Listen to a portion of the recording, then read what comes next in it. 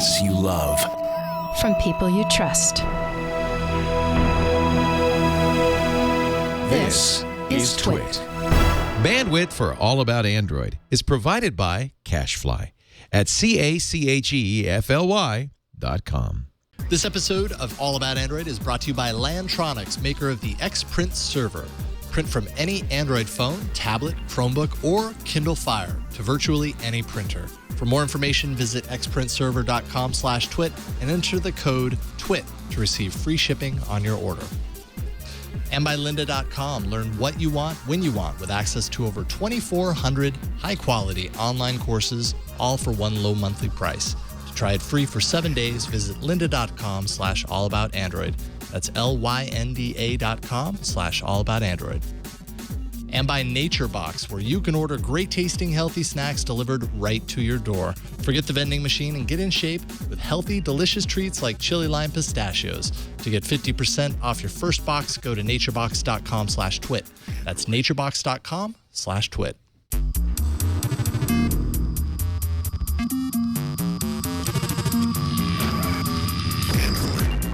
Hello and welcome to another episode of All About Android, episode 158, recorded on Tuesday, April 22nd, 2014. We're your weekly source for the latest news, hardware, and apps for the Android faithful. I'm Jason Howell. I'm Ron Richards. And we are Gina-less. Gina-less. She's been struck with the I have a child plague. With the kid sickness. The germs. Yeah, believe me, I understand all about that. To the house to the I'm pretty sure every other week so far in 2014, I've had to take a day off because of my sick kid. I'm sorry. Or one of them anyways. And that will continue tomorrow. So fun times. You've never had a kid before, Ron. I continue my perfect attendance due to my childless existence. Your childless ways. So we have no Gina, but it is our pleasure to welcome somebody to the show that we've definitely talked about quite a bit on the show, Kosh Dutta. And I mean, you kind of need no introduction. Kosh, welcome to the show. It's great to have you here. Thank you. It's great to be on. I've been watching the show for quite a while now and glad to finally be on. Every once in a while, we get a little Easter egg from you on Google Plus in the way of a screenshot or something that kind of has told us that, oh, wait a minute, Kosh is watching. Yeah, exactly. I'm suddenly a little nervous here. I can hear what you're saying about me, right? Yes, exactly. Well, it's an honor and a privilege to have you on the show. Really do appreciate it. I've definitely been trying for months to figure out how we can get you on the show. And, obviously we're going to be talking to you a lot about things. We have a great discussion planned with Kosh. We also have, news, further details about Amazon's 3D smartphone, kind of leaked information at least. Google's new camera app, that kind of broke did the usual thing, broke pretty soon after the show. Yep, course. And, of course, big Google News usually does that. But very cool stuff and a whole lot more. But we're going to kind of bypass the top news segment this week and just get to talking to Kosh because we have you here, and it's been quite a while that we wanted to get you here just to pick your brain about things. Yep. So for people who maybe don't know you, just real quick off the top here, Cyanogen Inc, formerly of Cyanogen Inc actually, but before that to Cyanogen Mod, and you're still kind of doing some open source development for Cyanogen Mod. Is that correct? Yeah, I'm still contributing where I can on the open source side of things. Mm-hmm. Excellent. You're also an independent developer of apps, Allcast, which I know we've talked about quite a bit on the show, Voice Plus, Push SMS, Clockwork Mod, of course, which is a kind of a recovery replacement for Android, Tether, Desk SMS, Helium Backup RAW Manager. You're kind of busy. These greatest hits. I know, right? Yeah, it's like you got a full album. You have a full album of apps. Yeah, I forgot I had all those too. But yeah, it's been 5 years as an indie Android dev and slowly building up a portfolio of apps that somehow have managed to take off despite all my expectations otherwise. Yeah, so that's kind of a great place to start. So you've been doing this for 5 years. How did you get started with Android development, and what are you doing right? Because so many people, I think, that follow Android development closely and follow it online and everything, your name is recognizable because you're obviously doing something right. As a developer, you're doing great things with your apps, and what is it about kind of what you're doing and where you started that makes you successful at this? I'm not sure, honestly. I think just sometimes I happen to be at the right place at the right time, or I recognize the opportunity quicker than most. Like I felt that's kind of how I first started with ROM Manager. At least I felt that there was this need, for people to, install aftermarket firmware on their phone, but there was no real easy way to do it at the time. Like people were, pushing files to their SD card from their computer. And I was like, why not just build an app that does this? And that was actually my very first Android app that I wrote. So I found this niche need that, catered to a few million people, and kind of started from there. Yeah, absolutely. And I have to imagine this, as a developer targeting a niche need that isn't already covered. That's got to be a really big challenge now versus 5 years ago. I mean, the landscape is so different. Certainly, there's been.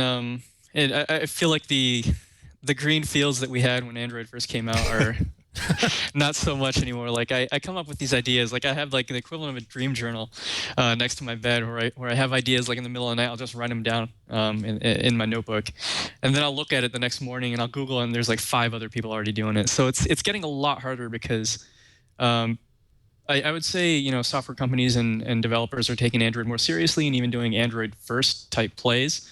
And like all these opportunities that were there are slowly drying up because, there's just so many more eyes looking for problems to solve, Well, so in that sort of scenario, is it about being first with an app, or is it now about being best at an app? Right.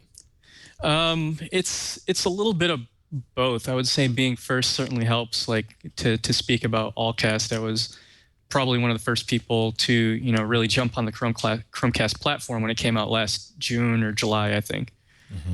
So like being first helps with press, and if you can consistently get stuff out the door quickly and consistently get like high quality apps out there, I found that just having a brand built around your software certainly helps too. Because I mean, there's other apps that do what Allcast does, right? But just by the brand I've built over the course of 5 years, I've got a leg up on the competition there. Absolutely. And like you say, Google giving developers kind of a chance to get in early on something. They did this with Google Glass, right? If you were able to get in early on Google Glass, you could potentially put your claws into something that could be a real big kind of game, get a lot of eyeballs pretty easily because you were there early. Same with Chromecast. In fact, when the whole Chromecast thing happened, you kind of, you did some development with Allcast, and then functionality, I guess, was kind of removed from Allcast that made it stop working with the Chromecast. I don't know. So what about that experience? How has Google been when it comes to handling a situation like that? From my understanding, it was that Allcast was working with an SDK that maybe wasn't, it was like non-public or wasn't necessarily published. Then it got pulled. Who knows why? How has Google been when dealing with situations like that in their relationship with you? Well, yeah, Allcast was using a undocumented API. It actually reverse engineered the protocol that I think the Chrome extension was using to send videos across or something like that. Or I looked at the JavaScript. I don't remember at the moment. Sure. But yeah, so it's understandable that they removed it. What was a little concerning for me was that after they removed it, there wasn't much like communication with the developer community as to how open the platform would be. So I was like, well, if I'm going to invest time into this platform and build apps and stuff, like I want to make sure that I can actually publish them, right? Like I don't want to sit here and like build stuff and then find out like 6 months later that, it's only going to be available for, certain Google partners. And that's actually the road that Google took with the Google TV. So that was kind of what I was expecting. And, in a happy coincidence, they did decide to open it up to essentially anybody, which is a good thing. Yeah, absolutely. That was probably a good outcome as far as that's concerned. Well, I mean, going back to what you said when you reverse engineered it, what is that moment like? Like, is it kind of like, do you get giddy when you pull something apart? And, no kidding, and go right? back and realize, like, oh, aha! Like, wait a minute. Yeah, like when you sit down and be like, I want to make this work. Like, what is the kind of the troubleshooting or the reverse engineer process? I mean, not in layman terms, not overly technical, but like, is there that moment where you realize that you found the piece of the puzzle that you needed, and now you can go off and do what's inside your head? Yeah, there is. Like a lot of it is playing around with network packet sniffing tools, so you can see what the Chrome extension is sending to the Chromecast, or see what your Android phone is sending to the Chromecast. And yeah, there's that aha moment. You're like, oh, I see what you're doing there. And Does then that when you're able to recreate it in an app, it's awesome. Does that moment normally happen at like 3 a.m. on like a whole bunch of Red Bull, or like? Yeah, I would say that's happened at 3 a.m. too many times. And the problem is, like, once you have that moment at 3 a.m., that means that you're staying up till like 9 a.m., right, to finish it. Right, because you can't stop there. It's like, yeah, Right. No, exactly. Just total coincidence, but probably worth mentioning. 3 a.m. has some significance with Cyanogen Mod, if I'm not mistaken. Is that correct? Has something to do with a yacht or something like that? You know what I'm talking about? No, I don't actually. Oh, there was some sort of code. Is there an Easter egg or something? There was an Easter egg, and it had something to do with Kosh taking a yacht or something like that. I don't know. It was in a Cyanogen Mod thing. Anyways, got a lot of people. We did put a post up on Google Plus for people to submit their questions. And so we got a bunch of questions. And that was actually one of them, which is, like what's up with the yachts and stuff. So I had to look into it today to even know what they were talking about. But apparently it was an Easter egg. Apparently it was an Easter egg that you had no idea was there. So there we go. There you have it. I think there was an Easter egg in. We had this Android Tips app that was built into Cyanogen Mod. I think 7. Okay. Which had like various legitimate Android tips, and then one of them something about like Koshin yachts. All right. And I think it's triggered if you're up at 3 a.m. or man, I can't even remember. I never Maybe that's it. I myself. don't even know what triggered it. Silly stuff. So this was going to be my first question, because I think it's probably kind of top of mind for a lot of people. You've worked with the Cyanogen Mod team closely for quite a while, obviously, and when Cyanogen Mod kind of incorporated and became Cyanogen Inc. Almost a year ago, I would say. It's pretty close to that, and man, how time flies. You were with the team. Of course, you are not now currently with Cyanogen Inc., and we definitely had a lot of people wondering kind of what happened. People are just kind of curious why you've chosen to go it alone after being with the team for so long at this point. I wouldn't say I've departed from the team. Right. I'm still working. I'll still help out on the open source side, but I mean, I have a long history with Cyanogen, but I also have a longer history with my own company that I've built over the course of 5 years, Sure. and it's not possible to give 100% to 2 different ventures at the same time. So that's essentially what it came down to. I had to make a choice: either do something that is gonna result in me giving part-time to both efforts, or really commit to one. And that's essentially what it came down to. Absolutely. Which we can respect. I mean, as someone who's Totally. spread very thin, Well, I think I can relate. Yeah, and Coach, I think you make a really, really great point that maybe people don't understand right off the top, which is that you do have a brand, and that brand has been built over the course of 5 years. Your brand is separate from the Cyanogen brand, and that can actually be a pretty lucrative thing when it comes to development. If people know to look for the apps that you create because you built a reputation around them being great apps and services, and you think about these things differently than others, then there's great upside to that. Absolutely. Makes perfect sense. So, obviously a lot of kind of your background, a lot of the reason that people know of you and your work is kind of steeped in this kind of root and ROM culture that is on Android. And one question that I've had, and I merely asked this because it kind of reflects my own usage at this point. Back in the day, I had a Motorola Droid, and very early on, I learned to root and ROM the Droid, and I would flash new ROMs all the time, whatever it took to bring new functionality to my device. Then I got and at a certain point, I was flashing because I needed to in order to stay current, because there were no more updates. Those nightly bills, and I remember that. Yep, Exactly, just to stay current. And same with the Galaxy Nexus. Now I'm on the Nexus 5, and I have absolutely no desire to do this. And so it just kind of has me wondering, like, are these improvements at the core of Android kind of making flashing ROMs less imperative? Do you think there's kind of a change going on in the root and ROM community right now? I think we have reached what I'll call like peak flashing. Sure. There's always going to be like this subculture, this of users that want to like really tweak their ROMs out. and like do all sorts of crazy stuff and really be on the bleeding edge of software and hardware.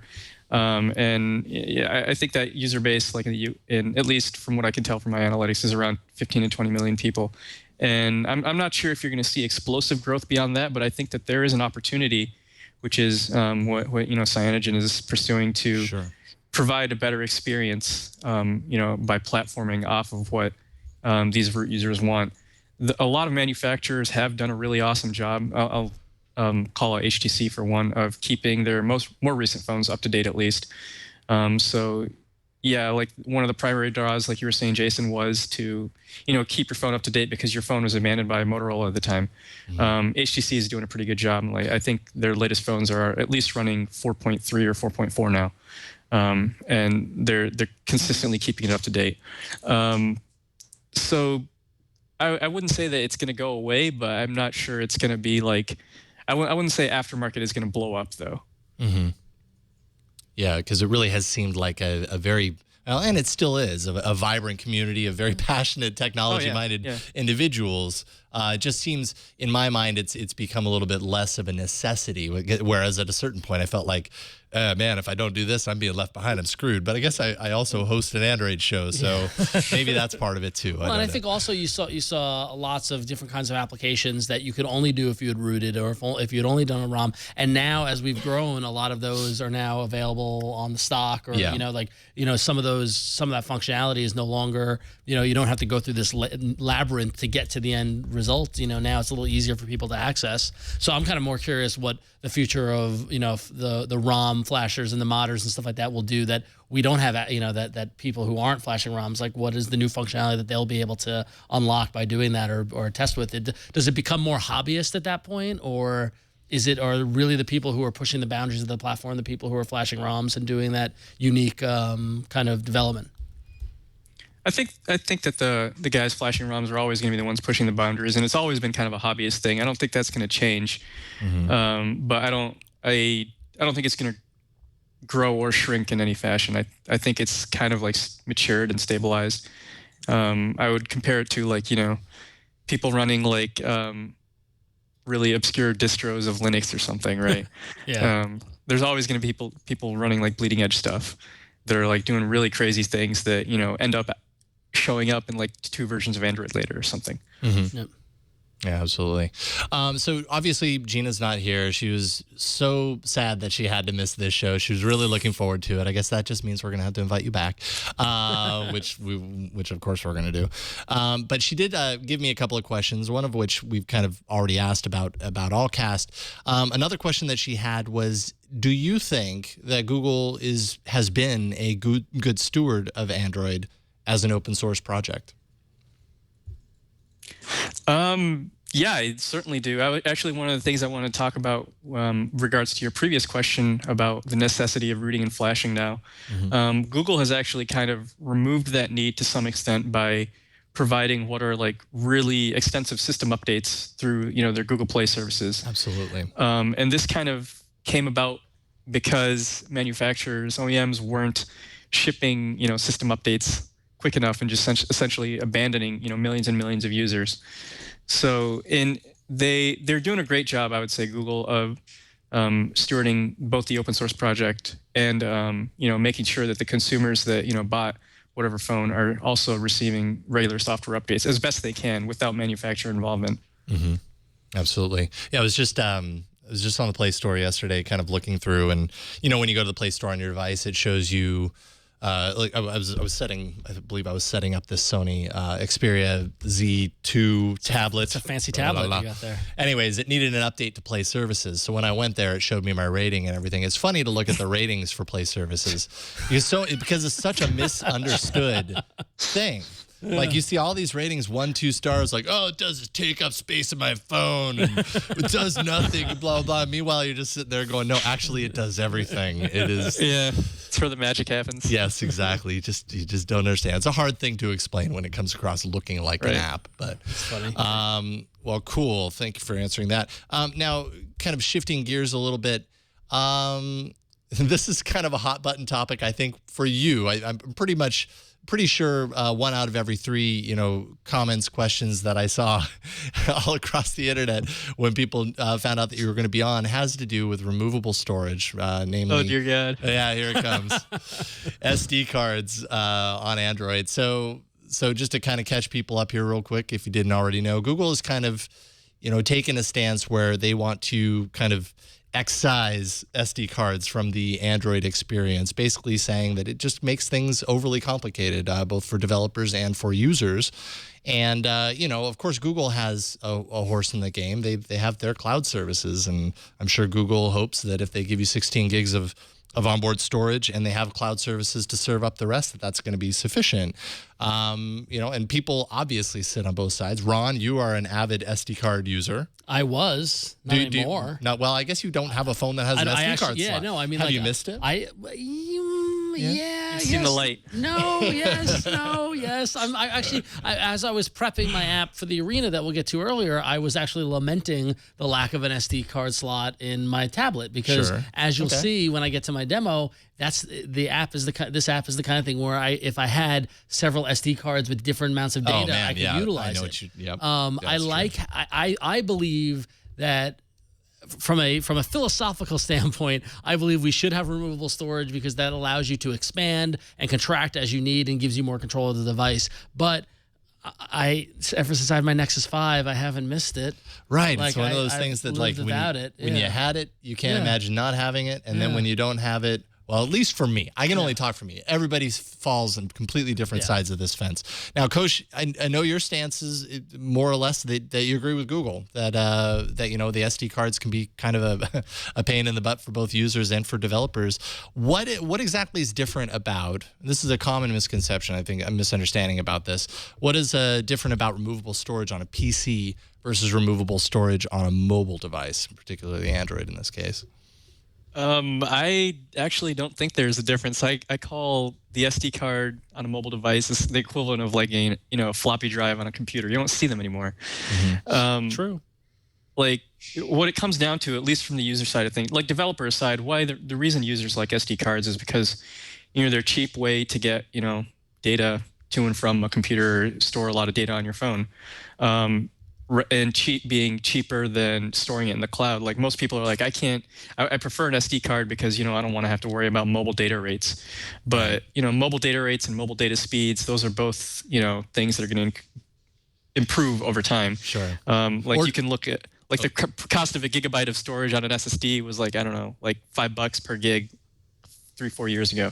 Now it's like 50 cents a gig. It's like these costs are going to go down, and what you end up having is like this legacy technology, which right now is cheaper, versus this new technology, which is going to be as cheap in the course of like 2-3 years. Mm-hmm.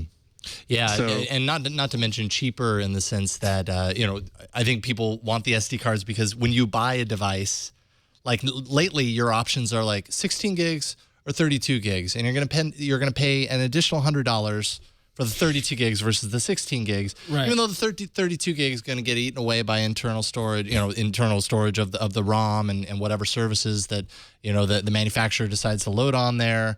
And it doesn't leave much space for what I think a lot of people would like to do, which is just stack their drive filled with movies and music and everything. It's a different way of thinking about it. I guess the question remains if it's right for right now. And I think the big aspect of it, and if you ask me, like what I was pro SD cards and I liked it, but ever since moving to the Nexus 5, I haven't had one. I haven't noticed it because I think that my resilience on the cloud has dramatically increased in the last year or two. So much to the point where someone in the chat room asked me whether I had a 16 gig or a 32 gig phone, and I had to check, and I realized, I have a 32 gig phone. I have 17 gig available. Mm-hmm. And everyone, by watching the show, everyone knows how much TV I watch and how much music I listen to. I'm streaming all that because the moment that I'm not actually connected to the internet to get that data is really only when I'm in a plane and I've got what I need, to get me through that 5-hour flight to New York. On the other hand, there are folks that don't live in places that have abundant access to mobile data every nook and cranny that surrounds you. They're out in places where they don't get that kind of connectivity, and as a result, their content is locked away in a locker that they can't get to. True. But I completely agree. So from a developer standpoint, how is developing an app difficult when you're dealing with having an SD card versus not? Because I know that was kind of part of the reason that Google is doing this, and I know I've read some comments of yours that have kind of alluded to this fact. How does that make things more complicated?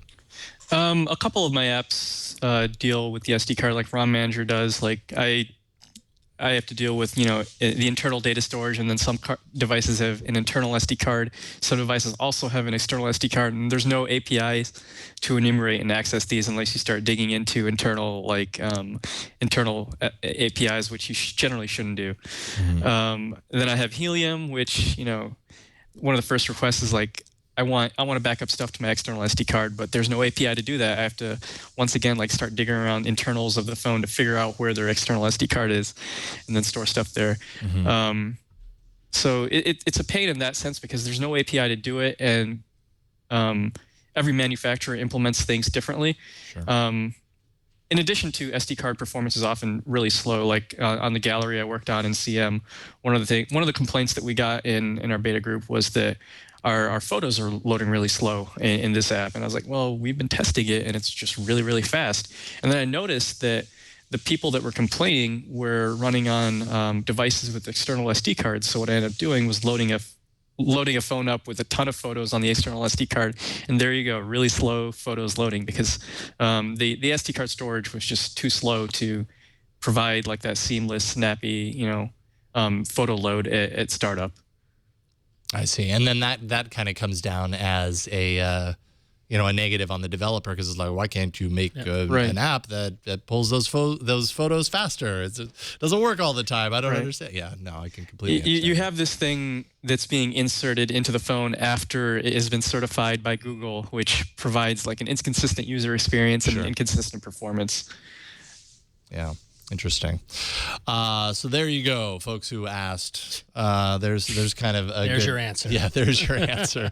Now, what about app updates? What would you say is the responsibility of a developer to continually update an app that's been released? The reason I ask is because now we're kind of five years into this grand experiment that we all love called Android, and there've been a lot of apps, a lot of legacy apps that have been created, and eventually they get abandoned, and sometimes that rubs people the wrong way, but there's probably good reasons behind that. How and meanwhile the people that bought the app spent $1.99 on it 4 years ago. Like how long can you expect to get updates on something along those lines? Do you have any opinions on that? Yeah, you've pretty much hit the nail on the head. Like if you look at like Windows, for example, in 5 years, Windows has shipped 2 or 3 versions of Windows, which you've had to pay for. VMware, I've bought like 4 versions of VMware Fusion for my Mac, and I've bought 2 upgrades for my OS X Lion. And when I'm buying like a web service, I'm generally paying like a subscription or something. Then on mobile, you have this situation where Apple sets a precedent where you buy an app and that's it. Like you own the app forever. And then a developer, is obligated, I guess, to keep that app up to date. And what you end up having is exactly what you're saying. Like 5 years have passed since I've written ROM Manager, for example. And like I'm doing this rewrite, but I'm not really incentivized to do the rewrite. Like what I have out there works, but I'm still on the hook for something that a user purchased like 5 years ago at this point. So it like when I have to make the choice, I like essentially a business decision of between like pursuing a new product, which will actually result in more, more revenue or whatever, or more increased user base versus maintaining an existing product. It's a no-brainer choice. What I would like to see from Google and Apple is like a way to do upgrade pricing within the App Store, because I don't think they had really thought it out fully, and it was kind of like a new venture at the time. Like, hey, let's just make apps go out there. You buy them once and then you get it forever, and that's not a sustainable business model for the publishers unless the publisher is choosing to do something like subscription. I tried subscription actually with SMS. And a lot of the feedback I got was like, why isn't this a one-time purchase? And I was like, well, I have these recurring server costs. Right. And it's like, it can't be a one-time purchase. Like your one-time purchase has a lifetime, which means at this point I'm gonna, two years out, I'm losing money on that purchase, right? And at which point it's coming out of my pocket. So there needs to be some. Google basically needs to come in and say, okay, this is how we see, mobile app publishing working in a sustainable fashion, because it's not going to work, even 5 years out or 10 years out, right? No, where it's you're just diminishing returns at that point. Right, exactly. If any returns at all. Right.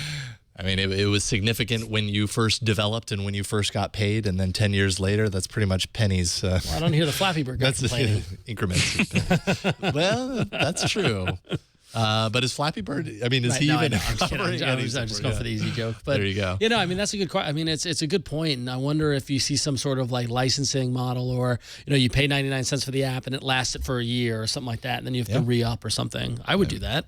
Yeah, and that would make for something that you truly buy into and that you appreciate the time and you use the service has great value to you. I mean, and more, I would say that maybe this hasn't always been the case, but more and more Android users are willing to pay for the apps that they really like, that really work for them, and that kind of is part and parcel for the higher quality of apps that exist now compared to 3 or 4 years ago. Yeah. So that said, I think publishers should be on the hook for doing like point releases and bug fixes and stuff like that, like up to a reasonable extent. But when you start doing like major revisions or rewrites, that's when like there needs to be something built into Google Play to really handle that kind of scenario better. Yeah, and I mean, taking ROM Manager for example. Is it completely off the table in that situation where it's been out for so long? The only way to remonetize it would be to start a new app, like a new entry in the Play Store. Or do you feel compelled to update the app that's already existing? I mean, I don't. I want to update the app, and I think that's eventually this what I'm going to do. But because if I don't do that, like I'm going to be, I'm going to have my feet put to the flames essentially by my users, right? So. I'm going to update the app, and it certainly needs an update. So it's on the top of my list at the moment. Right on. Let's see here. Well, so you kind of alluded to one thing that you wish was in Android, some sort of kind of versioning upgrade mechanism for payments. Would you say that's the single most important thing Google needs to address in an upcoming version of Android, or is there anything else that's kind of top of mind that you just really wish would end up in a version of Android you haven't seen yet? I don't know. I think Google's doing a pretty good job. I don't really have any wishes outside of like, they've got a lot of permissions built into the Android framework that would be interesting to access from, a non-system, non-platform app. How maybe reworking the permission system to have a finer granularity and more flexibility would be a good step. I know that we certainly would love that in this Cyanogen project to do a lot of what we're doing, and stuff like Privacy Guard, for example, lets you selectively revoke certain permissions from an app versus when right now you have the Android model, which is where you have all your permissions that the app needs up front. And then you have the iOS model, which is an on-demand type, request when the app needs to access your contact list, for example. I think that would be a good progression for Android. Cool. And then a couple more questions here. Gina had another one here. She talks about the Google Experience devices. Gina asks, does the Google Experience layer on top of Android create an unwinnable game for other companies who build their own Android experience? In your opinion? I don't think it's unwinnable. Obviously, Samsung isn't losing when they're pulling in like $20 billion a quarter or whatever it is, right? Fair enough. But it does provide Google a significant amount of leverage over their partners, and you're slowly seeing them tighten that leverage. And in my opinion, I think it's for the betterment of the final, consumer product. They do this through their GMS licensing, where they have certain requirements of the OEM that they have to pass, not only in terms of quality, but also in terms of like where the Google stuff has to be placed on the home screen, et cetera. So I don't think it's unwinnable. I think Google is out to make an ecosystem where a lot of different players can win, but they want to make sure that they are one of the most relevant players. Absolutely, as they should. Right. Let's see here. Ronnie Terhern, I can't pronounce his last name, from the Google Plus post asked, I thought this would be kind of interesting. What's the first thing you hacked together for Android? Was it ROM Manager, or was there anything before that? I think, people who are getting into development are like, where do I even begin? And where did you begin? My first thing I actually wrote was super user for the G1. No big deal. Discovered the root for the G1. I actually think someone from Google messaged me or something. I don't know what is basically whispered and said, "Hey, they left a telnet session open on this phone." So you can read it. So I was like, okay. So I released the root for the G1, and then I wrote the first super user for that. And I think you could still find it on Subversion or something somewhere. So that's it's awesome. A graveyard of code. There you go. That's cool. And then finally, before we move on, unless Ron, No, I'm good. Eric W wrote in to say, what do you think about the possible merging of Chrome into Android? We keep hearing about this, and actually, particularly leading up to I/O, where there's the potential that this might actually happen sooner rather than later. Some sort of integration of Chrome OS into Android. There's obviously, Google's talked about it plenty. What do you think about that? Do you think that's going to improve the experience? And also, for the perspective of a developer, does that pose any challenges for you, do you think? I'm not sure what their end goal is with Chrome and Android. Like Chrome, they actually have a Chrome Android fusion in Chromecast. Chromecast is running, I think it's running Android as the HAL, and then running an instance of Chrome as the the application layer is what you see on the screen. So they've already started on that road. I don't know if they're going to actually push that as an initiative into Android phones themselves, because then you end up having these two platforms running side by side, and that kind of raises the question as to which one is the real Android platform going forward. Which one are they gonna deprecate? And furthermore, I don't see Chrome as a platform to do mobile native apps. I'm not sure that's the right user experience. Mm-hmm. Absolutely. Well, I'm sure, hopefully we'll hear something about this at I/O. I'm certainly looking forward to I/O. Oh, by the way, I am going to I/O. What? What? Apparently I am going. What? Apparently I am going. Are they going to let you in? Yeah, they're going to. Well, yeah, that's what I'm told. How did this matter? Because as of the email I saw mere hours ago, you were not going. No, apparently so do I'm tell going. me. How did that happen? We'll talk about it, but apparently I'm going. Kosh, will you be at I/O? No, I didn't even bother signing up this year. No? Right, yeah. I knew I liked him. I have a better chance of winning the Mega Millions, so I was like, I'll go do that instead. Good idea. And you won the Mega Millions, you jerk. Right. Well, we'll see what happens at I/O. I'm sure we have a lot to look forward to. Will we see what happens at I/O? Well, even if Ron, never mind. I should never have said anything. Now I just feel awful. At least on air. Well, it's important. I know. No, one of us will be there. Anyways, well, Kosh, it's really just fascinating to kind of talk to you about these things. You are at the forefront of Android development right now, and yeah, I mean, we could talk to you for hours. We have a bunch of news to talk about, though. Will you join us for some of these news stories? Talk about it a little bit. Absolutely. Right on. All right. Before we do that, let's thank our first sponsor of today's episode. That'll be Lantronix, a new sponsor for All About Android. Whether you're at home or in the office, and this has been my experience, printing from your Android devices, Chromebooks, even your Kindle Fire, it can all be a challenge. And if your printer isn't already Cloud Print enabled, well, you're out of luck. For the longest time, personally, I've just kind of learned to accept that printing from my mobile device is just a frustrating, practically unattainable experience. And even, I don't have the smartest printer at home. It's an old printer. It's a dumb printer. It isn't smart enough to take advantage of the cool stuff that Google's doing with Cloud Print. Xprint Server, Cloud Print Edition, is kind of the solution here. It's an easy to set up, easy to use solution for Google Cloud Print enabled devices, allowing wireless and mobile printing from Chromebook computers, Android phones, and tablets, even the Kindle Fire. And it works with the printer you already own. It worked with mine, whether it's wired or wireless, USB or network. It's the first and only print server officially certified by Google for cloud print and Android printing.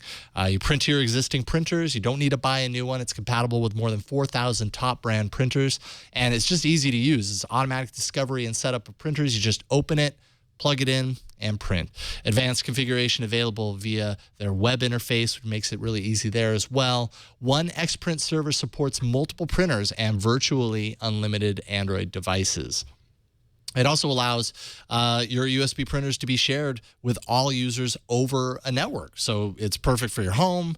It's even better in the office. It works with large multifunction printers. The Cloud Print Edition is $149.95 and supports up to 10 network printers and 8 USB printers simultaneously. Cool stuff. So here's what you can do. Visit xprintserver.com/twit for more information and to buy. And we've got a special offer. Use the code TWIT to receive free shipping on your order. Remember, visit xprintserver.com/twit, and at checkout, enter the code TWIT. And we thank Xprint Server, Lantronix, for their Xprint Server. And you guys should check it out, xprintserver.com/twit. Here it is. It's tiny. Where does the paper go? You put the paper in this little Okay. Ethernet port. Yeah. You fold it up really small. Yeah. There you go. Thank you, Lantronix. All right. Speaking of hardware, let's get into the hardware section.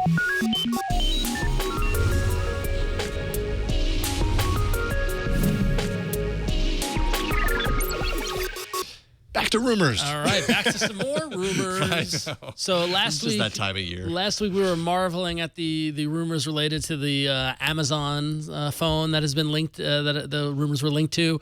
Some thoughts around 3D interface and stuff like that. Well, Boy Genius Report is back with some more details, supposed details about this new phone.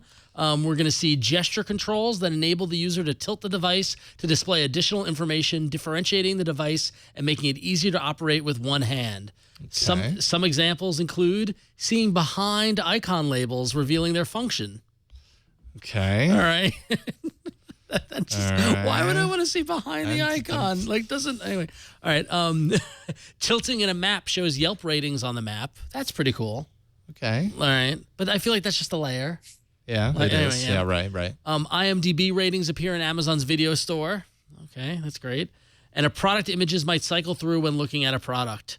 Okay, these are okay. I guess you just kind of, with one hand, you just kind of tilt and show me another image. I guess it's some sort of thing like that. I don't know. Also, automatic OCR pictures taken with the phone that include text within the image. That makes perfect sense. Yes. Right there. Because Yeah. if it's an Amazon phone, they're going to want you shopping with it in some way, shape, or form. So if Exactly. you're at a store, take a picture of a box. Turn that store into a OCR, catalog. Yeah, exactly. OCR, and it syncs up with Amazon.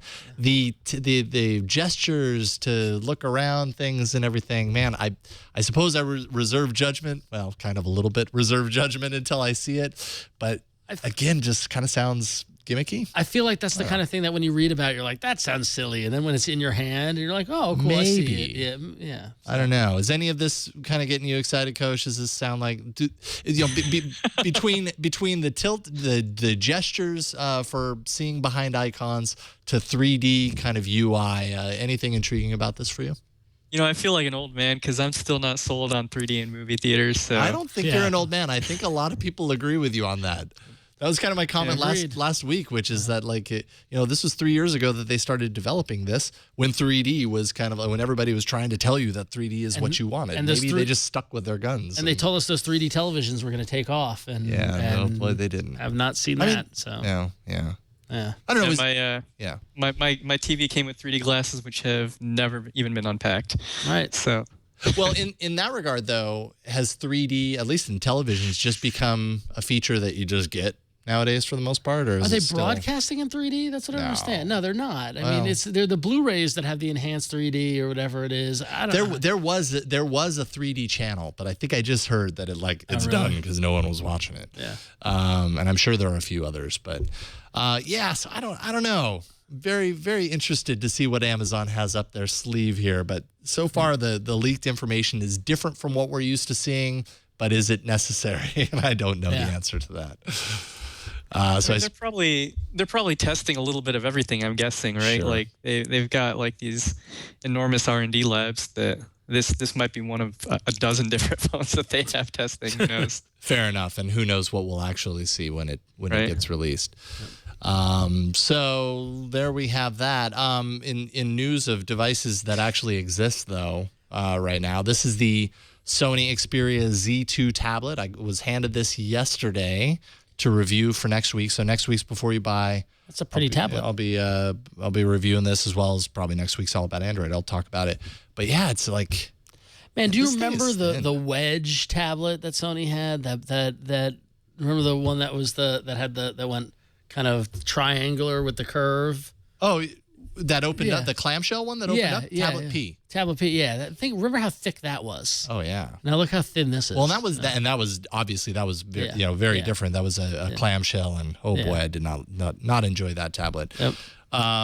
But yeah, I mean, Sony's thing, they're just going for the ultra light, ultra thin. I mean, this thing, you kind of have to have it in your hand to really believe how thin and light it is. But so yeah, $599 for, I think it's the 32 gig version, $499 for the 16 gig version. What did you push? It was this thing right here that just said "touch here," and I couldn't help myself. That marketing has not been effective on me, apparently, because I avoided touching there. Yeah, but look at it; it's got the most vivid tablet display. Look at that! Look at X Reality for mobile. All right. Triluminos display. Sony definitely has their words for things, apparently. Wow. So I'm going to be playing with this for the week. It's on sale May 4th. It has a quad-core 2.3 gigahertz Snapdragon 801. So nice processor there. 10.1-inch TFT display at 224 pixels per inch. And it is IP58, so that's dust and water resistant. Oh, cool. Which, if it does the thing with the ports where if you want to get into it, there's you the little really have to things, dig into it with your fingers in order to pull them off, which I guess is kind of a necessity for if you're going to be water resistant. Yeah, when you're taking your tablet in the bath, you don't want to have those power connectors be available. Because let me tell you how many times I take a tablet in the bath. Let's be honest. All the time. Hey, Jason. Yeah. Here's a flashback for you. Hey, there we go. Sony Tablet P. Yeah. There it is. Yep. Driving home the bezel going through the image. Yes. It was a seamless device. Yeah. Yeah. There wasn't a whole lot you could do with that tablet. That was like the quintessential interesting idea, just didn't quite work when you have that bezel going right through the middle of the display. Yeah. Anyways, Sony, and Sony does that. They try new things, and Sony absolutely has its fan base. So I don't know. I'll play with it for the week and let you know what I think. Very interesting. So, continuing the rumor runaround. I suppose I should have the rumors together. We've been talking about the end of the Nexus line for the past couple of weeks about speculating whether Google was going to retire the whole idea of the Nexus and the Nexus 5 was going to be the last phone. Well, those rumors be damned. All right, we got new rumors now that are pointing to plans that involve the production of a lower-priced entry of the Nexus line of phones. This entry-level or mid-range device would cost less than $100, subsidized. Wow, I can't say that. Subsidized, and run a MediaTek processor. So whether or not that's the case or not, that's a good question. Whether that's gonna be a lower-priced Nexus phone for a $100 phone. It's really kind of hard to argue that. But a Nexus 6 rumor keeps popping up as well. This time, those familiar with the matter are saying to expect an LG device similar to the unreleased LG G3 with a 2K screen resolution on a 5.5-inch panel, in-house LG-made processors that would mean this bypassing of Qualcomm Snapdragon processors and a release of October or November, as has happened in the past few years. So which one do you take more belief in? Do you believe in a they both could exist. Yeah, that's true. Essentially, because the $100 would be the other Nexus device. I don't know, Coach. Do you think the Nexus brand needs a lower cost kind of entry device? I mean, so Motorola certainly proved that that it can happen with the Moto G. I've always seen the Nexus brand as like the reference device for developers and for Android manufacturers. So I wouldn't be surprised if both of those rumors were true. I mean, MediaTek doesn't really have any presence in AOSP right now. So if Google was doing a MediaTek device, that would make perfect sense because, in China, they're shipping hundreds of millions of MediaTek devices every year, and there's no AOSP support. So it's a natural evolution of the platform to go embrace that and also release a reference device for it. Well, and I think going back to the Nexus 5, we said that, a $300 phone unsubsidized, that's impossible, and yet they did it. That's true. So why would a $100 phone be impossible? And talk about eliminating the barrier of entry to a platform. Everybody who's been on the fence, $100. That's a real easy decision to make. Absolutely. So. Yep. And yeah, that 5.5 that inch. Moto G. It keeps coming back around to that. It's just like Motorola did something really cool with the Moto G, and then they sold it. Pretty well, Google, yeah. So then Google's like, oh, we got to get our own Moto G. What are we gonna do? 5.5 inches though. That's big. Well, that would, and I would imagine that would be for the Nexus 6, for the Nexus which would 6, be the more expensive one. I'm not sure if the article said what the lower cost one would be, size wise, but yeah, probably smaller. But yeah, probably good for developers too to kind of have a range of Nexus of reference devices, as you say, and not just one single reference device, but how does my app work on the best of the best and maybe the less spec'd devices to kind of cover both bases. So in wearables, of course, last week during the show it was kind of Google Glass and anyone can buy one day, and Google says they sold out in that one-day sale. They sold out of their allotted inventory for the sale, and of course teased the possibility of more to sell very soon. So, but we don't actually know how many they sold. Could have been 10. Yeah, yes, I know, we right? got 10 Google Glass. We've sold out. Good job on us. Now, Coach, you have a pair of Google Glass. I feel like I do. Yeah. Do you wear the glass out and about, or? I did for a few weeks, but then I stopped. I'm not. I like the idea, I like where it's headed, but I didn't find it was useful enough for me to wear glass on a regular basis. I think it's more of I think the main use case right now, honestly, is to take pics of your kids and whatnot. So I can attest to that. It really helps you capture those moments quickly. Absolutely does. But you got to be wearing it in order for that to happen. Although our youngest is literally going to walk any day, and I find myself putting them on more and more because I'm like, okay, I'm going to get this, but it doesn't happen. Maybe I'm distracting her by wearing this thing on my face. She's like, I'm not walking right now. What are you wearing? By scrambling to find it and put it on your head when you think that it's... Don't walk yet. Yeah. Don't walk yet. I need to put this on. Oh, man. Okay. And then finally, LG, which is their G Watch. We've kind of seen... Watch. Their Gwatch. We've seen pictures of it here and there, but they're not kind of the official finalized form. Well, LG unveiled more information and finally shows off a number of photos of its upcoming watch on its website in its completed state, running Android Wear, of course. The new watch will have an always-on screen that never sleeps, they say on the site. That's interesting. An always-on screen that never sleeps. What is the battery immediately mode? that's what you think. It's what is the battery? What is the battery life? Does it have some sort of a low power mode? Something like that. Also available in stealth black and champagne gold. I like the stealth black. Yeah. It's like black so you can be stealthy. Yeah, black. People won't see it on your wrist because it's stealthy. Because even though the screen is never off. Yes, right. Not so stealthy. That's true. Right. Yeah. Exactly. I don't know. Looks like a nice watch. I'm curious to. I still got to say the Motorola round face one. That's the one I want. I mean, the Gwatch is interesting, but I want that round one. It's a round display. Well, I don't understand why people aren't freaking out about that more. I think it's pretty awesome. Yeah. And we were talking earlier about finding an opportunity and jumping on it early. In the case of hardware manufacturers, man, that's exactly what Motorola did with that, because it's not like creating a round interface is undoable because they built it into kind of, they gave that tool to everyone that wants to develop for Android Wear. It's just Motorola had the foresight to say, okay, that's going to be difficult, but we're going to be the first ones to do it because I guarantee you that's going to get a lot of excitement. I'm telling you, man, I want a round monitor. I want like a porthole, right? And like that, like it's got to be next. If you're doing a watch, just do it bigger. From a development standpoint, Coach, are you considering, kind of tackling stuff on Android Wear? What's your take on that?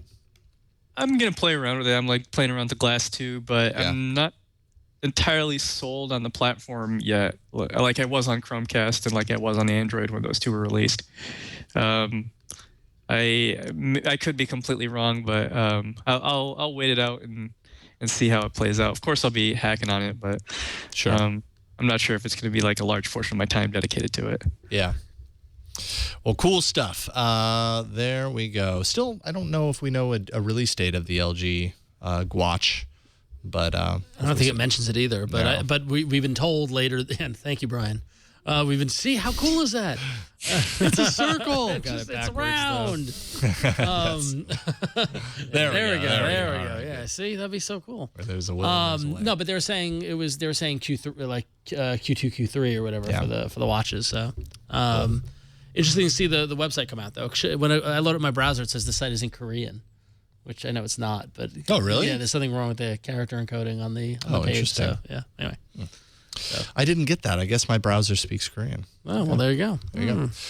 Let's take a quick break and thank our other sponsor, or another sponsor of today's episode. That would be Lynda, lynda.com, offering thousands of online video courses in software, creative, and business skills. Whether you want to learn to develop an Android app, in Java, improve your language skills in JavaScript, protect yourself from the recent Heartbleed bug. With a lynda.com subscription, members receive unlimited access to thousands of high-quality and engaging video tutorials across a wide variety of subjects.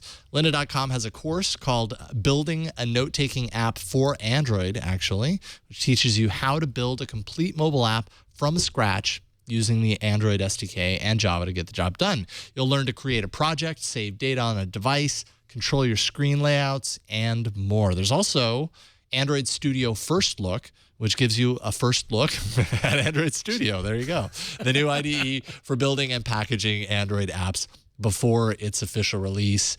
I tend to gravitate more towards the music, the programming from a music perspective, and actually today's Arena kind of gets into that a little bit. So there you go. And of which Lynda just has a ton of music production related content that I've just been really, really enjoying. Over 2,400 courses with more added weekly. All lynda.com courses are produced at the highest quality. This is not homemade video they're going to just find thrown up on YouTube. Lynda.com works with software companies to provide you updated training the same day new versions hit the market. They're super quick at this stuff. You'll always have the very latest skills. At lynda.com, the instructors are accomplished professionals at the top of their fields. They're passionate about teaching, and their courses are from all experience levels: a beginner, intermediate, advanced. Doesn't matter who you are or what your experience is. You're going to find something that kind of matches that on Lynda. Watch from your computer, your tablet, your mobile device, whether you have 15 minutes or 15 hours. That's a marathon. Each course is structured so you can learn from start to finish. You can also search the transcripts to find quick answers or read along with a video. Lynda.com also offers certificates of completion when you finish a course, which you can publish to your LinkedIn profile, which is great, of course, if you're a professional in the field. It's only $25 a month for access to the entire lynda.com course library, or for $37.50 a month, you can subscribe to the premium plan, which includes exercise files that let you follow along with the instructors using the same project assets that they do. So you can try lynda.com right now with a free 7-day trial. Visit lynda.com/allaboutandroid to access the entire library. That's over 2,400 courses, 2,400 for free for 7 days. That's lynda.com/allaboutandroid. Love Lynda, man. Their videos are awesome. You should check it out. And you can, because it's free for 7 days. There you go. All right, let's take a look at some apps.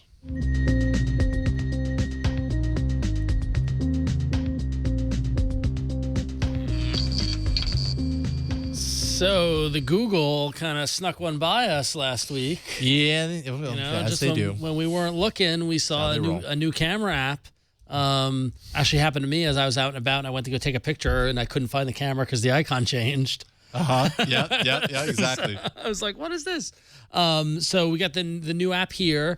I think the key element of this new application, new camera app, is that the two things is that adjusted the viewfinder, giving you more of a bar at the bottom, which kind of reflects the actual kind of field that's being photographed, and also took me forever to find the controls. Yeah. You got Absolutely, to kind of know they're there. absolutely took me forever. But what's neat is that what I found was when you take a photo, right? The photo goes and then it goes, kind of "Huh." peeks. Yeah, He so goes, it's like, "Hey, oh, look at that. But over here. I got really mad for a little bit because before I noticed the new lens blur feature, I couldn't find the manual adjustments for exposure. Oh, okay. Because you have to go into the settings and turn Yeah. that on. Yeah. Which is something I live Simplifying. for. Yeah, exactly. Google, more and more, they're simplifying their Yeah. apps. So, but pretty neat though. And I like this. Turn it around. You're not doing vertical video. There you go. Okay. There you No go. more nag. You can still record it like that, of course, but Yeah. but people will make fun of you. But then the big adjustment is the new lens blur mode. Oh, right. So in addition to photosphere, panorama, camera, and video, now we have lens blur, Let's see if I can do this. which here. allows and there was a tutorial.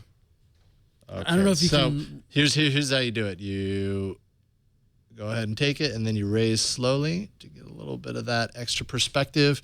And now it's processing the image. And then once it's done processing, you can dial in the background blur more or less. I kind of knew this was going to happen, right? You knew that they were going to break out the Google Camera app, and this has just kind of been, what Google's been doing with all of their apps lately. Yeah. Have you played around with this, Coach? What did you think of it? Yeah, I love it. I think it's awesome. I definitely want to see more Instagram type filters built into the Google camera and the stock cameras. Now, what's neat about this, though, is that so once you have your lens blur photo taken, there's a neat little website called Depthy, which allows you to upload the photos that you've taken with the lens blur, and then we'll turn them it will parallaxize them, which is super cool. Brian, I don't know if you want to pull up the link. They show you the example of it, but you can, by extracting the data of the basically two photos you're taking, it uses a kind of a web-based kind of interface to parallaxize the photo. Actually, the next link, Brian, the Depthy one. Yeah, there it is. There you go. Yeah. So now as you move your cursor over it, see it. Isn't Got that a little cool? bit of that. Yeah. And then if you scroll Subtle. down, they've got cool, though. 3 modes. Well, they show you how they do it. They've extracted out the data from the image, and then if you go back up, there are different modes. So you can turn off blurring and just leave it on hypnotize, or turn on Or dramatize. just stare at it Yeah, and yeah. not get anything done all day. So that's a Yeah. neat little way of hacking the photos. Basically hacking the photo data. Absolutely. So, which is pretty cool.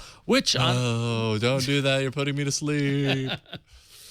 But it'll be interesting to start seeing these. Once people start posting these photos to Google Plus, think about these effects that are happening on the photo level. Yeah, the so web. that's what I'm wondering. I was trying to actually work with it, and I think maybe you once you post it up on Google Plus, you're posting the rendered version, and you're not Right. posting the one that has the metadata. Right. So I didn't look into it long enough to find one that has the metadata. I imagine you just have to pull that off your device or Right. something. Yeah. So, And maybe not the uploaded one, but. but yeah. So the Google camera. Well, so we've talked a lot on the show in the past as far as Google's design with the camera app. Coach, did they get it right this time? Because I never really liked the embedded menus on the previous app. I think it's great. I think it's a lot cleaner, a lot simpler. They changed up the menus to, what did they have before? They had that weird bubble type menu that would pop up, and if you get something wrong, you have to go dig through the menus and find it again. Yeah, they've done a great job fixing all that. It's a lot more usable if you want to tweak stuff on this. Absolutely. Yeah, I agree. It was it shook me up at first because I didn't know where anything was, and the stuff I used weren't there. But once I got it, I think it's great. And also having the whole bottom bar being clickable. Yeah. Basically you don't have to actually hit just one dot. You just have to hit this lower section of the phone and anywhere within the picture. Totally. Yeah, so. That's great. And also this brings Photosphere to everybody, right? If you had, an Android device that didn't have the Google's stock camera, you probably didn't have access to photospheres or the capability of creating them, and now you can. Yep. So every device will have 2 camera apps now, potentially. There we go. It's neat to see the iteration happen, though. I mean, like I feel like every time they release a new camera, it's a big enough thing where it's like, okay, this commands my attention. I need to take a look at it. So what's next? What's the next one? Jeez, what are we gonna see? I can never get Photosphere to work right. You me. think? Yeah, it does not. What the heck is going on there? I don't know. Like, I look at Mike Elgin's all the time, and his are perfect. Did it take you like 2 seconds to do that photosphere? You're just like, I don't know. There we go. So my tip is to sit in a swivel chair and spin around while taking the photosphere. Yeah. Oh, there you go. It's hard because you got to get the parallax just right. I mean, if you want to do it perfect, then you mount, from what I understand anyways, and I've never done this successfully myself, but you mount as close to the camera on some sort of a tripod, and that's where you swivel around. So that the parallax is always the same. But then, then that requires you to always have extra extra hardware with you when you want to do a photosphere, and that's kind of defeats the purpose of. I almost fell over trying to take that Photosphere. It looked like it. Yeah. Didn't work out well. Looked like you did fall over, but although it kind of had its own kind of charm to it. A disgusting charm. It's like a Frankenstein of photosphere. It's a monster. Let's see here. Another big app update came out recently. I think maybe this was yesterday, and I downloaded it this morning because it still hadn't updated automatically. New Hangouts update. Ron, I'm sure you'll love this. Oh, yes. It finally brings the merging of Hangouts chat and SMS threads into one combined entry. So what's that? Which I hate. Which you hate. Yeah. Of course. Yes. I'd rather have the conversations be controlled by the pipe than the person. Like, I want to know if I'm texting them or if I'm chatting them. I see, and maybe it's because I'm old, and maybe it's because I'm. What you want is for it to be smart enough to know that the other person has Hangout, so opt for that automatically. Right. The other person's SMS, so opt for that automatically. And there's enough people that I talk to that are on Hangouts because they're on Gtalk on their desktop or whatever the equivalent is now, but they don't have an Android phone, and so they're on SMS. And I just the whole idea of it just hurts my head. So. Yeah, I get a little confused too. Like if you send a message through the unified client, like where is it going? Is it going through SMS? Right. If it sends through SMS, are they not getting it on their, or are they not getting it on their computer? Like it's a little confusing to me. That's my what's biggest, happening under the hood. And that's my biggest concern is that are they getting it? And you shouldn't have to worry about that. And so I'm glad that maybe we're too far in the node. Like maybe this is an ignorance is bliss kind of scenario where the regular user like, I'm chatting my friend and it doesn't matter where they're chatting from. Right. But these are the things we worry about. So Coach, I'm glad that we're on the same page. Well, and it gets even more and more confusing when you start talking about Google Voice because I can send voice messages through Hangouts, I believe, but it's hard for me to know what they're seeing. Are they seeing my phone's number when I text, send an SMS, or are they seeing my Google Voice number? And it's super confusing. Along those lines, an APK teardown at Android Police, as they always do a great job, does reveal more voice integration work into this app, including possibly a smart reply option that always replies via the service that the received message came in on. So if somebody sent me a message to my Google Voice number, my reply would automatically be out via Google Voice. If it came in through my regular number, it would be that way as well. I think that's pretty good. And also that third link, Brian, I think is the most important part of this entire update, which is that if you, if you type /pitchforks, you can send an angry mob to the person that you're chatting with. If you type /ponystream, My Little Pony. Is that licensed? I don't know. Like did Hasbro sign off on that? If they did, they're awesome. Yeah, exactly. I don't know. Hey, Google got David Hasselhoff. I'm sure they could get Hasbro. Yeah. They're going for all the H's here. Pony stream. That's very funny. There you go. So look at Google getting cute. They always do that a little bit. And the app update continues. I know, it was one of those weeks. It was one of those where like everybody had to hit their ship date. Chrome Remote Desktop is now available on Android, so you can tap into the Chrome extension for remote access using your Android device, and that's pretty cool. Have you installed it? Or? I did. I was playing around with it earlier here. I have it on the tablet. There you go. Enter my PIN. Look away for a second. Avert your eyes, children. Okay. Yeah. Okay. So Look at the smudges on that, man. Boom. That's a little weird. Is this your? This is my desktop here. So, yeah. Although for me, my cursor's like way off. Like you can't see it because the resolution's so tiny. But my cursor's all the way over there, even though I'm doing this. And then when I go over to my screen to see where it's at, it's actually not over there. It's somewhere different. So kind of works for me. I honestly, I think it's probably my desktop more than it is this app because I've had other issues with Chrome Remote desktop.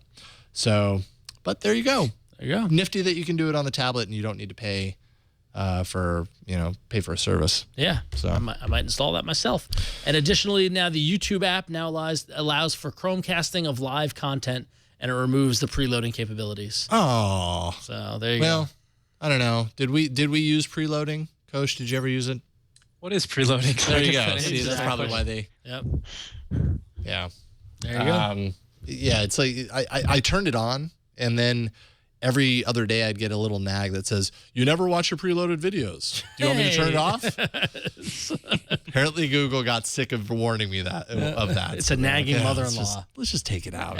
He's obviously not using it anymore. He's going to take the shirt back in. Let's just give him the receipt. And then finally, we talked last week about I saw this and I laughed. Virus Shield, an app that pretty much did nothing, even though you paid $4 for it. Well, heads up for anyone who did purchase Virus Shield, the app, it basically you're getting a full refund. Google's going to issue a full refund and $5 Play Store credit as well. Wow. Saying, oops, our bad. Is this their bad? What do you think? Actually, this is a great question for you, Coach. Do you think Google does a good job kind of vetting the apps that do go into the Play Store? Or are there improvements that could be made there? What do you think about that? I mean, you have to walk a fine line between having a well-kept walled garden and essentially a free-for-all. I don't think Android would be as successful as it is today had they not allowed everyone to publish in this Play Store with absolutely no friction. I think this was a case where it should have never made the top paid apps list or whatever showed up on Play, and that would have probably prevented this from blowing up like it did. So there does need to be some level of curation involved, I think. Sure. I think this particular move by Google to refund and give the credit is purely PR. It's because so much attention is so much PR. It's certainly PR. Yeah, it was totally I wouldn't expect them to see that. I wouldn't expect to see this from any other app that is found, like through the vetting process or whatever, whatever it is. It's just because there was so much attention to this one. So absolutely. So there you go. So, Coach, I know you have a hard out in 10 minutes, but we have an ad and then we're in the arena. So it probably makes sense for us to just let you go at this point so you can get to your evening plans. I'm sure you're going to wine and dine and all that fun stuff.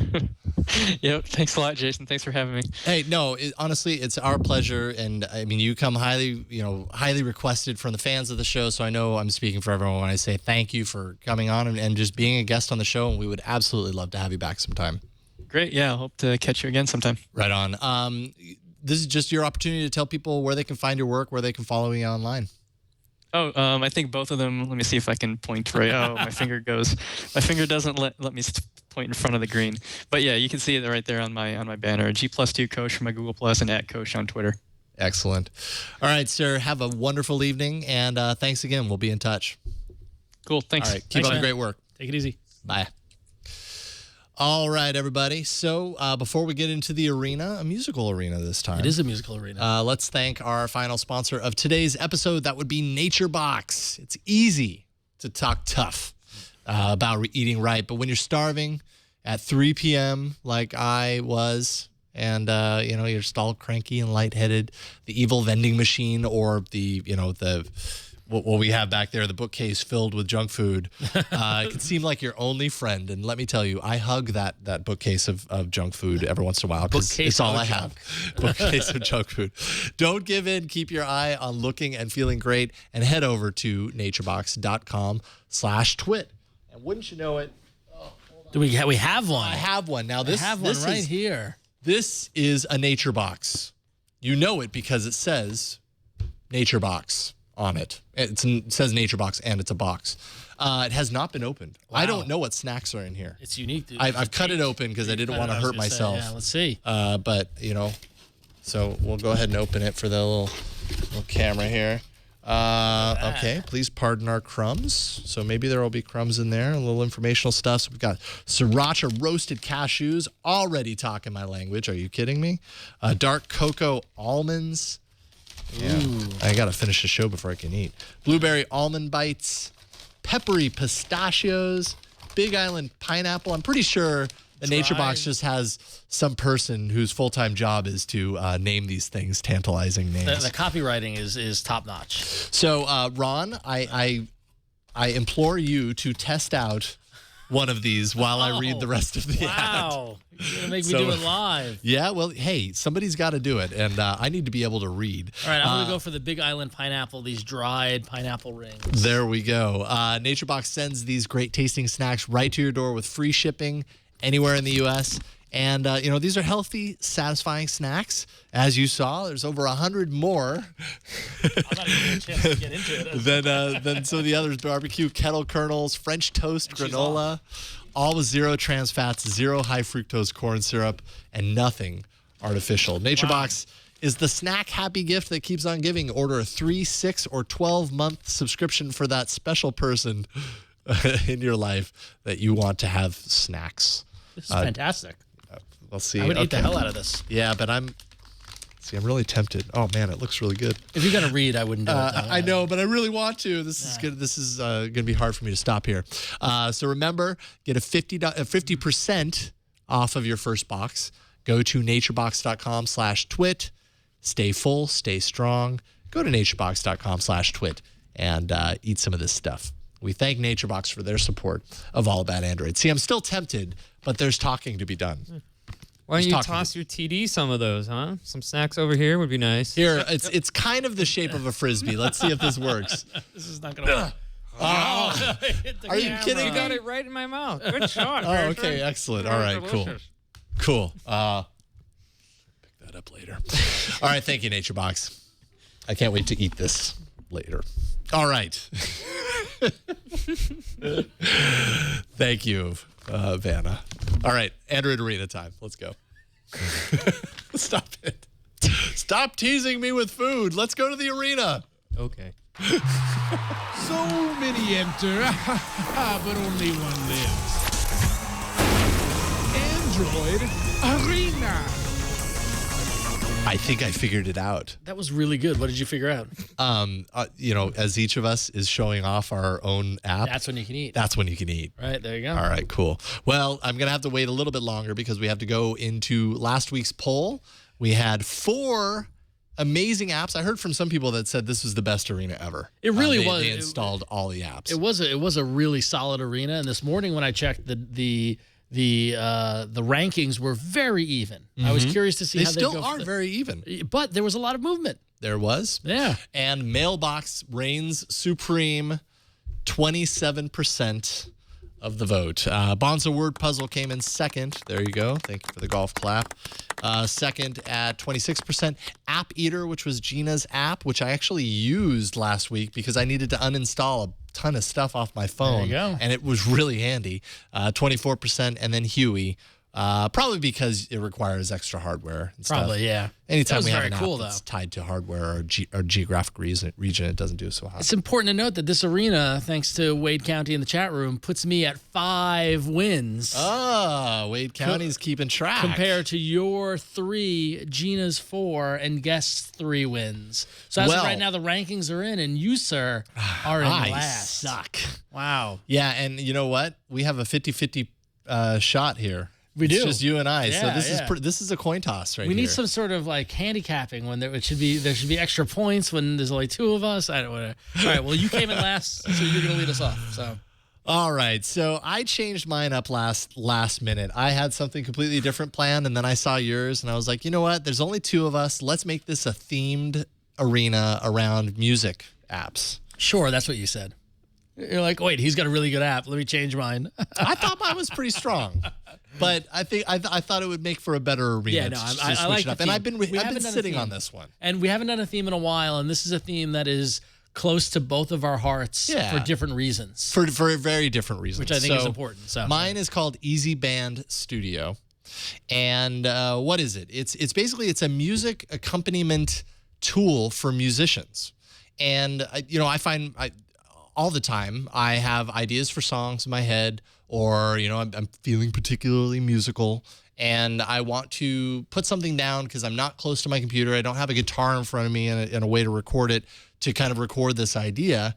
Easy Band Studio is for musicians. It's a way to kind of, if you're particularly good, which I'm not, at reading music, music notes and kind of knowing how to plot them out in your mind, you can use this. Or if you know nothing about that and you just want to do it by ear, you can use this as well. And it's a way of plotting out your idea for a song.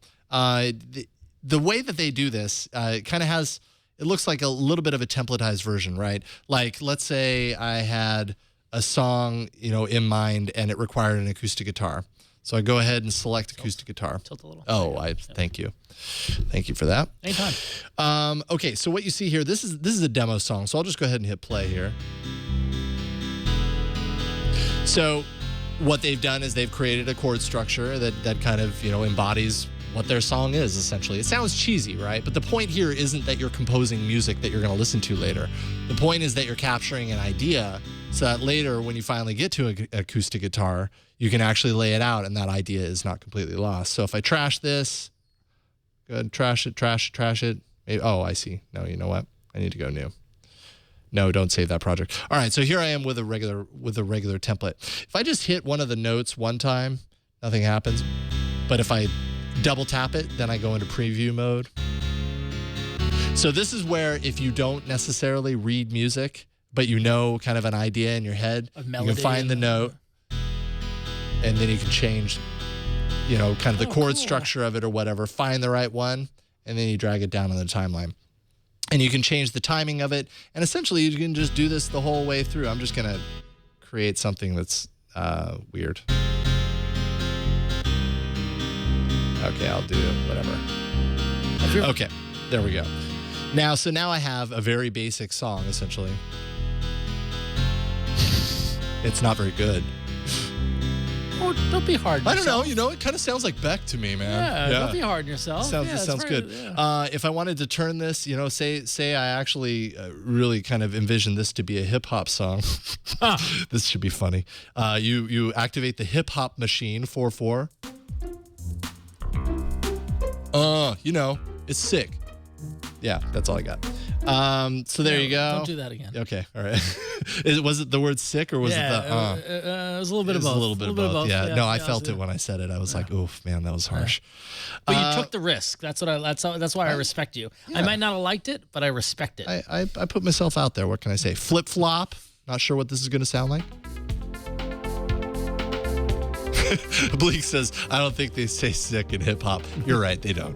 Okay, so there you go. There's also electronic. There's a bunch of different, in the country. So there are accompaniments that in and of themselves sound kind of cheesy, but I can tell you from my own experience that sometimes something like this is exactly what you want, because you have an idea as a musician in your head and you can think of kind of the style or the focus of that particular song, what instrumentation it might have or whatever, and it doesn't matter. The kind of intricate elements of it don't matter as much as just capturing the structure of the song and maybe kind of tying the structure of it together. So this is a way to kind of lay it out, and you can do it for a long kind of a longer timeline, and you can get really detailed in here. If I hit this little dot, it pulls up all of these different ways of changing your notes. And there's just a ton of them.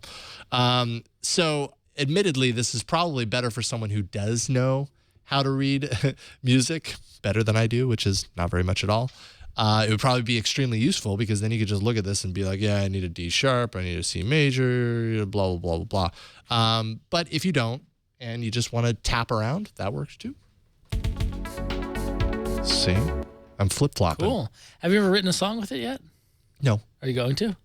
Well, what I see this as, not as writing a song, but as laying the groundwork. Right? As a tool. Yeah. So if I'm out and about and I have an idea and I want to get it down real quick and I've got 2 minutes, pull up my phone, open this up, lay it out, save it, and then I've got it for later. That's cool. I mean, I have another way of doing this, which is with Evernote, and I sing the ideas, but sometimes that doesn't work.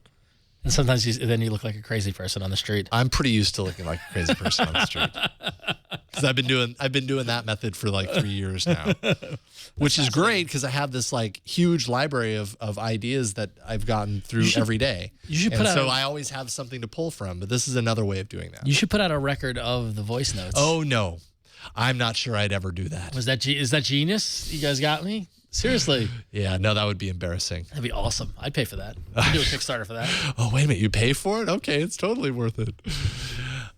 So there you go. It's called Easy Band Studio. Admittedly, it's not for everybody, but it's an interesting tool. It could be for you if you're a musician. Now, I kind of think, Ron, my gut is that your app is more for everybody. Well, it's for a different type of music fan. And Brian, I'm gonna pull the audio cable. Oh, yes. Yeah, you know. So those longtime watchers of this lovely show that we do on a weekly basis might remember that I do own an iPad at home. I own an iPad 1, and at this point, I use that tablet for one reason and one reason alone, which is because unlike Jason, I cannot play music.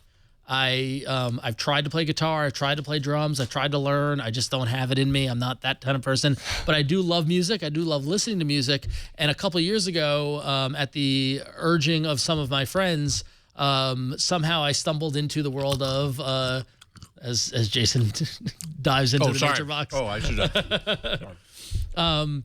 Through the urging and suggestion of some of my friends, I became what is affectionately known as an iPad DJ. Okay. Through the app, hey, there are famous iPad DJs. Oh yeah, there totally are. Yeah, exactly. There's admittedly a great app on iOS called DJ by Algorithm, which I wish they would port to Android, and that has been my DJ app of choice because for 5 years now I have been waiting for someone to come up to step up to the mic and create an Android DJ app that was at least comparable to DJ on the iPad.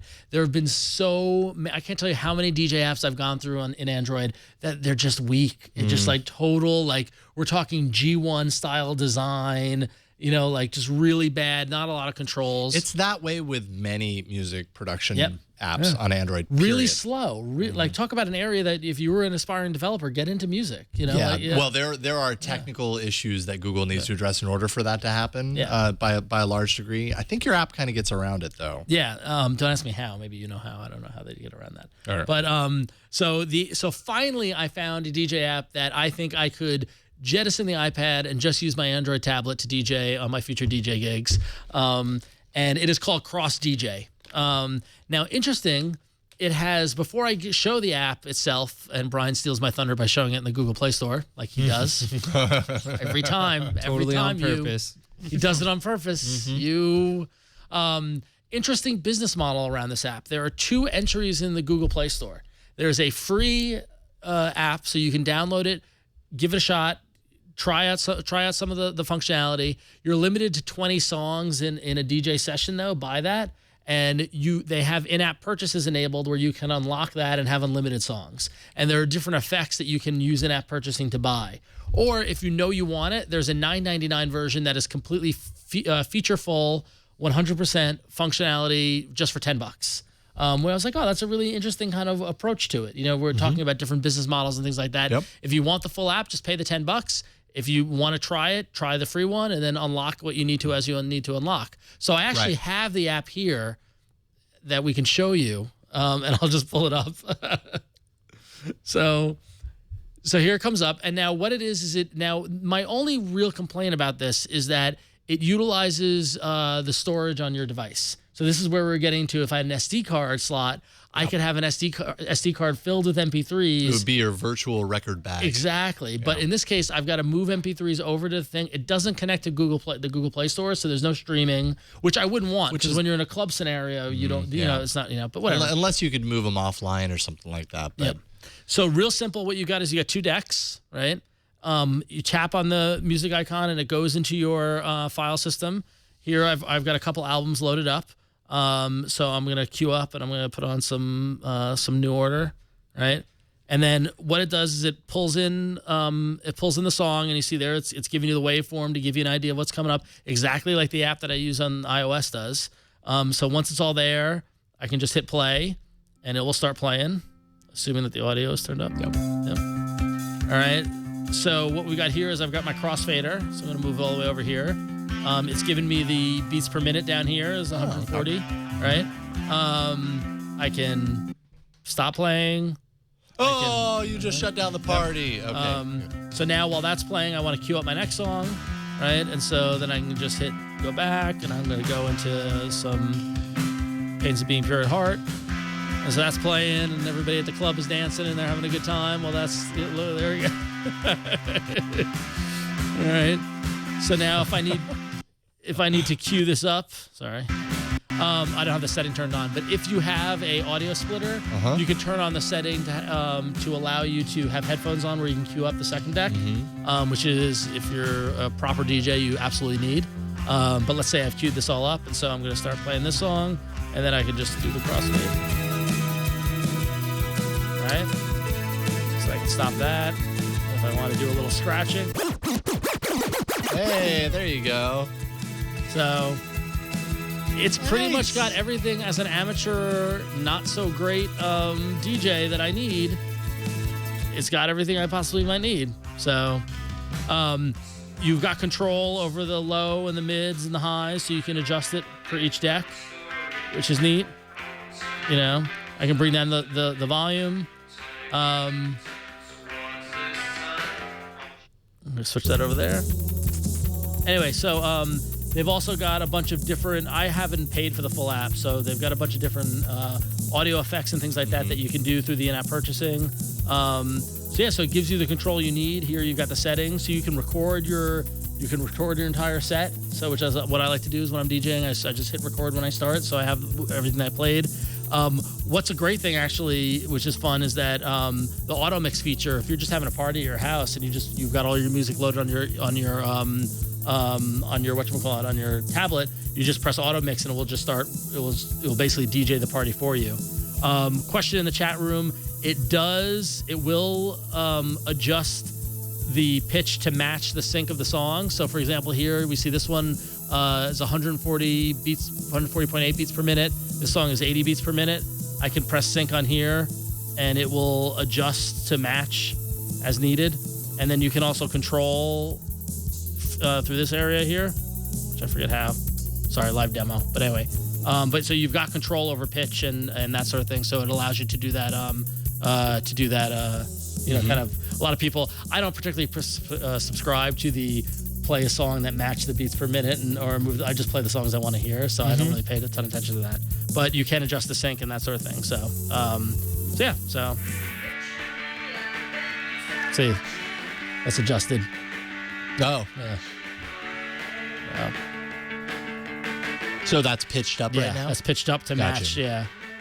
So. Poor Schmuck in the chat room says, that's why no one dances at your parties. No, I never said I was a good DJ. I just am a amateur DJ. But yeah. And you can skip within the songs, there. So there you go. Cool. I don't know why that's not playing, but anyway, there it is. Anyway, so yeah. So there you go. So Cross DJ. It is the DJ app that I'm going to be using from here on out as I get a little more familiar with it. I literally just found it last night, so I need to figure out some of the ins and outs of it and all that sort of stuff. Get all those effects. Yeah, exactly. Yeah. Do you use the effects on DJ stuff like that? You understand, I am as low maintenance of a DJ as possible. I just play some good songs and I let them run through. I don't do a lot of the scratching. I don't do in and out. There's nothing wrong just with play that. the songs. I was actually of all places, I was in Vegas at a club and someone was supposed to book a DJ that night and they didn't. And so right before the party, they turned to me and said, "You brought your iPad, right?" And then I ended up DJing a 3.5 hour set at a party that was awesome. Like it was one of those. It was at a club at the Hard Rock. It was at the Hard Rock in Vegas. How does this happen to people I know? I I was in the DJ booth was above the dance floor, so I'm looking down at everybody. And the moment you press play on a song that everybody goes nuts for and starts dancing, it was a big thrill. Yeah, it was a lot of fun. It is. So so that's why I like DJing. It's fun. And then there's a club in New York that every now and then I DJ stuff at too. And it's not really a dance club. It's more of a kind of a hardcore punk kind of club. And so play more fun stuff that way. But yeah, you don't need to match tempos on exactly. hardcore No, you just punk. let it go. Yeah, exactly. So, but you yeah, can just cut it in on a hardcore punk and it'll be fine. Yeah. So Cross DJ. I mean, try the free version. Check it out. The full version's got everything you need. Just $10. Honestly, it's worth it. So yeah. Yeah, I mean, I saw some people kind of in the chat room like $10, no way. But I think the $10 version of the app is appealing to a certain kind of target audience. Obviously, it's not everybody, but some people would find value in a $10 app that does this well, because honestly, on Android, there really isn't a whole lot.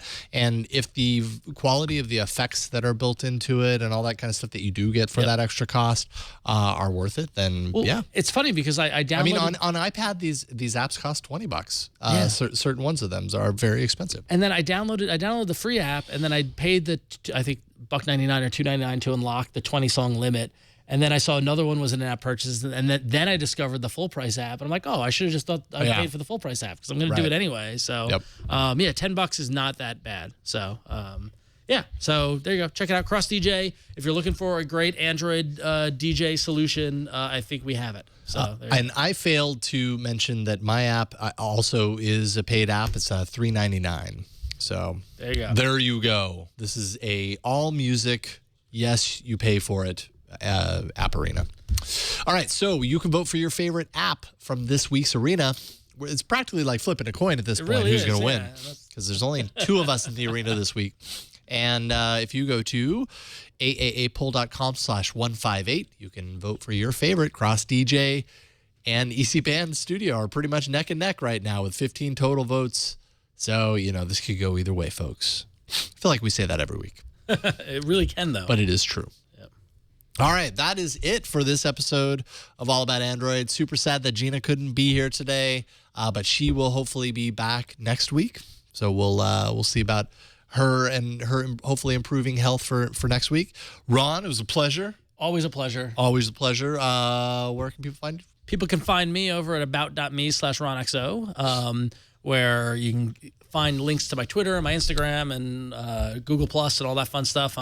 I just updated my cover photos across my social media. So if you go to google.com/plus Ron Richards, you can see my new sexy cover photo. Ooh. And then Twitter just updated their Twitter profile. just updated. Literally, I updated the cover photo before the profile got updated. So now you got to update it again. Well, no, I just got to readjust the cropping or whatever. And if Ryan was a good TD, he would have pulled it up by now. So there you go. Yeah, I'm limited by the speed of our internet. Yeah, well, yeah. It's better on Google Plus. Go to Google Plus. No, I like the Twitter one. That's my new favorite moment in Empire Strikes Back when Han Solo says, "It's not my fault." So yeah, that's pretty much summing up my life these days. I like how he searches Google as opposed to just typing. Yeah, there it is. Yeah, see, there you go, looking good and sexy. And so, additionally, by day, I'm over at imagecomics.com, where you can check out the best the best comic books on the market. In fact, we were nominated for 20 Eisner Awards, which is the comic book industry's Oscars, and that's pretty exciting. And actually, if all goes as well, next week when I'm at the show, we should launch something that will be very interesting to our audience if you're into comic books and into digital stuff and things like that, reading your comics digitally if you're looking for a good deal. So next week, hopefully I'll have something to brag about. So all right. I hope that you do. Yep. Awesome. Brian, what about you? Me? Huh? What about you? And I'm gonna eat some sriracha roasted cashews.